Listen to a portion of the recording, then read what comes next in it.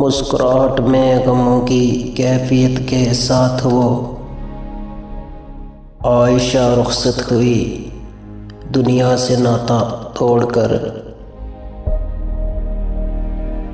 قوم کے ہر فرد کو پیغام جو دے کر چلی، کہہ گئی اے قوم میری جہیز پر کچھ غور کر۔ خودکشی جیسا ظلم میں کر رہی ہوں برملا، ہاں یہ کہتی ہوں میں تم سے ہاتھ اپنے جوڑ کر۔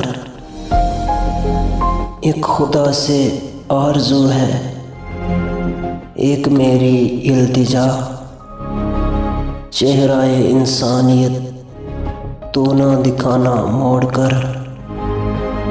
کس قدر گزری ہے میری زندگی اس ظلم میں شباب کاملہ کو جا رہی ہوں چھوڑ کر۔ بنت حوا کو ملے جو عارف سا وحشی اگر، موت کے سیلاب میں پھر بہہ پڑے وہ دوڑ کر۔